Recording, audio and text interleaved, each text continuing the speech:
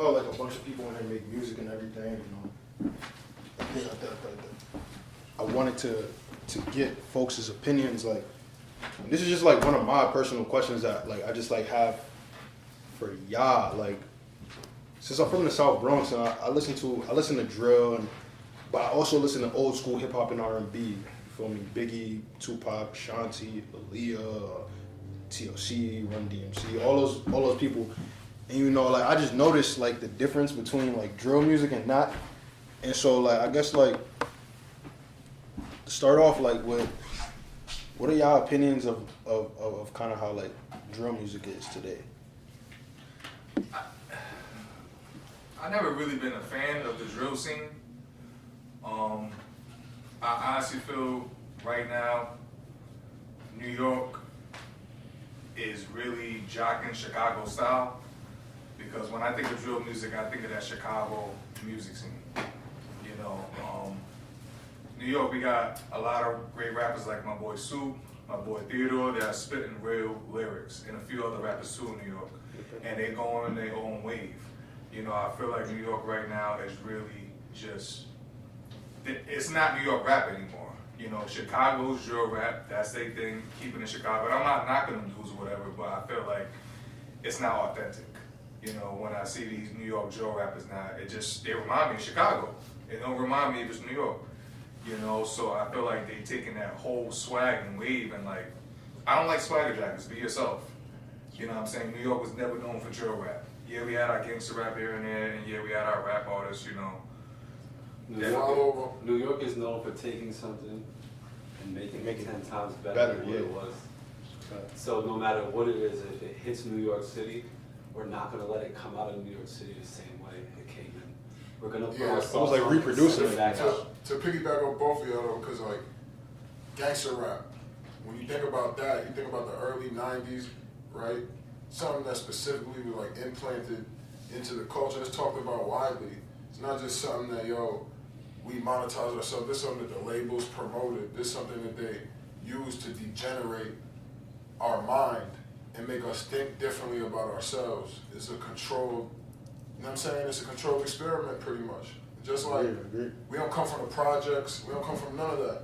But when they put us there and they enforce these specific limitations, laws, rules, boundaries, then now we subjected to think differently. Like you said, where you at, it's a whole bunch of young boys that's running around the same way. Out here, it's some young boys running around the same way. Right. Granted, it's not as bad, but it's not an isolated incident. You know what I'm saying? So it's something that's triggering, and it's not just the trauma that we go through, because we have the ability to think further than that, and we have the ability to build consciousness and awareness and realize, all right, if I go in this direction, this is the outcome. We born knowing right and wrong, you know what I'm saying? You touch the stove once and it's hot, you're gonna be careful. So I don't blame it on the artists specifically, because they just trying to speak about what they think is gonna get them into a position to change their lives. You know what I mean? Whether it's their own experiences, whether what they see around them, I don't think it's the artist's fault. I think it's the consumer fault for continually buying into it, for one, and it's these corporate entities who propagate upon the youth and say, it's a prison to pipeline system. The more tables they take away from black and brown youth, is the more tables that other cultures and other kids get. And I tell you, what I think is it's just a war on melanin, as simple as that, you know what I mean? And if you could disprove that in any way, shape, or form, I'm open to conversation. But when you look at what it is, continuously, why are we in this position is because they've pitted us against each other so well, and they use this tactic of divide and conquer in order to make us think that our mind is something that's so different from one another that we can't come together, you know what I mean? As soon as we got to this place, whether we were imported, because historically if we came here before, imported while we were circumnavigating the globe, right? Then that means that we was here in pre-ancient times, you know what I'm saying? So if we also was brought here and imported here during the transatlantic slave trade and whatever happened during that period, As soon as we got out the boat, they pitted us against each other. You know what I mean? And they started that divide and conquer, and they use that to this day, and they do it skillfully and psychologically. You know what I mean? And some people will deny it and say it's not true. You got people who are gonna try to speak sense into the system, but it's all systemic. You know what I mean? It all root from something that has been pre-planned and played out upon for a long period of time. It's not just something that's new. They say it's nothing new under the sun. So the issue is not even drill rap specifically, because the same thing happened with the introduction of gangster rap in the early 90s when hip hop was more conscious and it lost its consciousness. You know what I mean? And then the conscious artists didn't sell because that's not what the labels were promoting, because they had a whole bunch of artists that was going to do dumb shit for some money. You know what I mean? And just try to prove their toughness. Now it's the thing about getting out the most aggression and being the most deviant, saying the most fucked up thing you could say on a microphone. The most horrible, hard, raw, ruthless thing you could say to inflict pain and damage and open up that wound on your enemy or on the person that you feel is weak. That's not what it was made for, you know what I'm saying? So that's just because money got in between it and then competition came, and then now it's our job as the creators and as the artists and as the consumers and as the people who support this culture to speak about these things in order to bring consciousness to it. And people could just say, oh no, that's bullshit, but at the end of the day, it's real. You know I what I also mean? feel like if we're going back to the root of the music, music is an outlet. Yeah. And if sometimes people are quiet, if they don't know how to use an outlet or they don't know how to like interact with it. And sometimes a wave comes where, if we're using drill as an example, it gives these kids or this generation a way to speak how they've been trying to speak the whole time. It opens up their doors like, okay, it's a podium for them to speak on. Like, yes, it's not a big part of all of our lives, but some people live differently than us, and they That just, standard they is just need set though they for just- the money. You know they what I need to mean? be able to speak. But again, everything's capitalized on that. Everything's worth something. So it's like, if you can take what you like, the best thing. Everybody says it. The best thing that makes the best music is honesty. If you can speak your truth, and the only way you can speak your truth is over this beat or this way, then let it be known. If you can make money off of it, you're just being able to make your status a little bit better than where it was at by doing naturally what's going on in life. I use DMX. Categorizing it is just what we've done business-wise. The issue is though. That's all music is like, all right, this category, and who makes the best money in this category. Look at DMX as an example real quick though, right? He's somebody who you could say he used music in a tough, aggressive, rough way, but he also used it to create healing for people. There's people who cry when they hear DMX. Yeah. Before he was gone, you know what I'm saying? That love his music, that has changed their lives. You know what I mean? So, and he also made more aggressive music. He made music that could be considered harmful, so to speak, versus helpful, you know what I'm saying?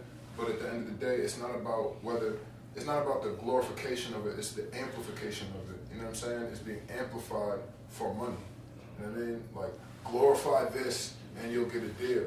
If you sing this in your rhymes, you're more likely to get radio play. If you do, and now I know they did all that drill band and this, that, and the third, and now you see them come together with the mayor, and it's like, it's always something that you don't see behind the scenes going on, and it's really just for money, or it's really just a play or a ploy, or you know Some people live it. Some people actually live that drill lifestyle. That's what I was getting ready to say. That's some people just rap about that shit. And that's the issue now too. Like, you know, these dudes is actually living it and rapping about it.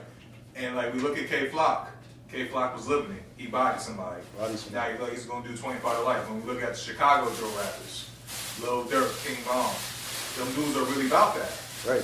Lil Durk got in a shootout, him and his girl protecting his house. King Von died in the streets for getting in a fight. And he was known before a rapper, he was known to have bodies. He was really living that gangster life in Chicago.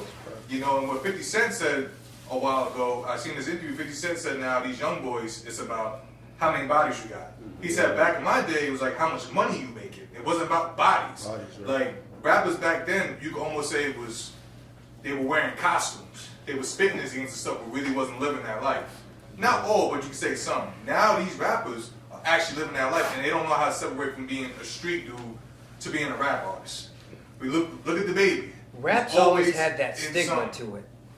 What do you mean? Like, rap, since it's been around, has always had that stigma as being like that, you know, that murderous and violent genre of music to it. Since it's been commercialized, because before it was well known, like when you go back to the Cool Herc, early days of hip hop, when it was music that was about expression and about having a good time and about it wasn't Sugar Hill Gang, Grandmaster Flash. And granted, there was still beef between crews and things like that, but it was handled in a completely different way. It was a way different culture and a different time, and social media wasn't there to rev it up.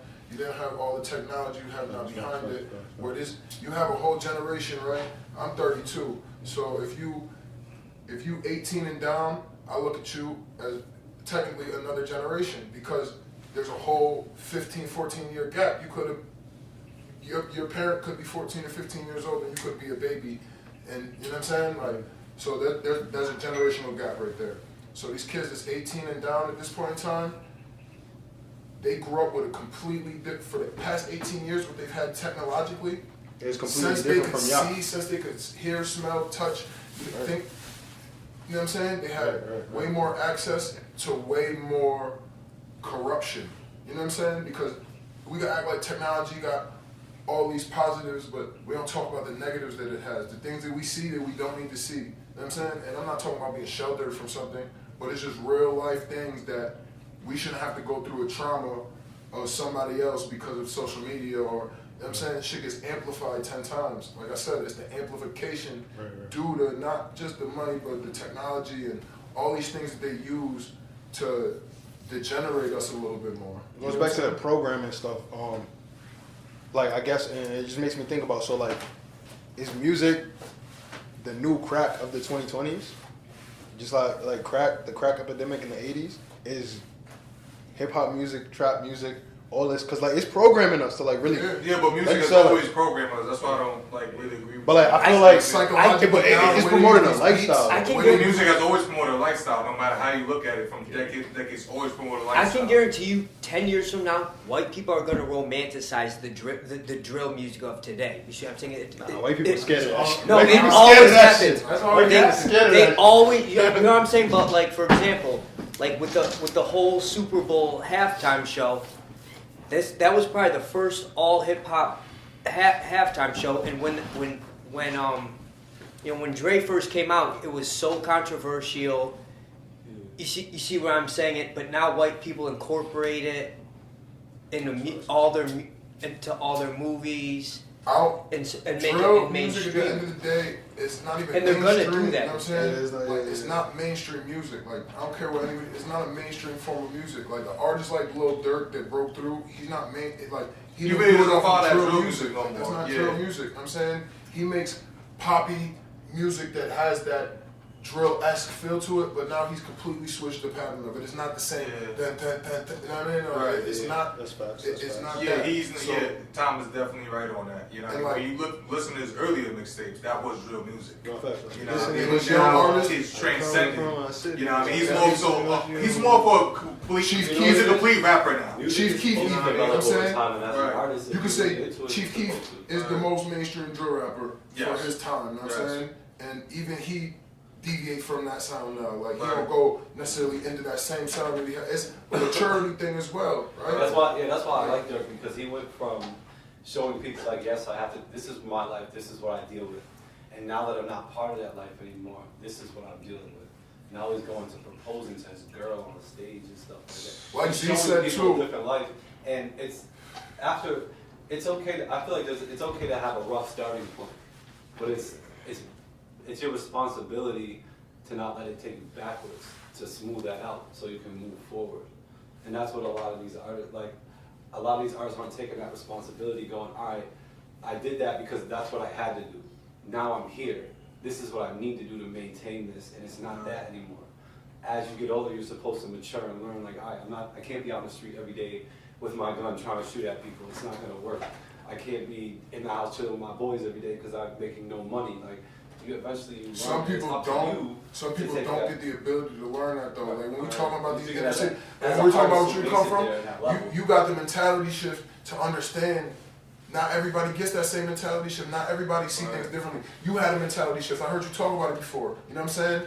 If you don't have that mentality shift, then how you gonna think differently about your surroundings, your environment, how to change, how to do this, how to even make a difference for yourself if you don't know you're doing wrong in the first place. So some people that grow up in that and they're stuck in that, and all they know is the trap, all they know is that gun by their side, all they know is putting money on their food table, they go in and out of jail, the recidivism level is high because all they know is that there's nobody there to tell them, yo, you know you can do something different, and if they do, they hear it, fuck out of here. You can't put $50,000 a year. He was just talking about that. He was just talking about that. It's one of those things. That's why I'm like the responsibility of these artists that have gotten out of those places. Where it's like, it's up to them to let these younger kids know, like, all right, you've had to live that, you're there, but they're not out of it though. Get out of that. They still glorify it, they still amplify it. Right, You know what I'm saying? you can focus up on something and get away from that, but it's up to them. Like to Dirk has show glorified them and that. amplified that for everybody around him. You know what I'm saying? He's made it harder for everybody around him to move. Think about it. You said him and his baby mama had to get in a shootout, to protect their crib. He made it harder for his baby's mother to live her life. His brother died, his best friend died, all of his people dying. He gets paid for that. You know what I'm saying? I'm not saying that he personally does that on purpose, but it amplifies him to another level every time. You know what I'm saying? Well, so how good for your soul is that? How good for us as a culture is that? When we talk about the growth and sustainability, and we talk about equity, we talk about being able to really make a difference for ourselves and our communities, our families, the next generation. If this is what we teaching and preaching, then that's why we fucked up. Because a whole generation of kids believe in that shit. And they think that shit is real life. And nobody's telling you that shit is not real. Jungle Beats, holla at me.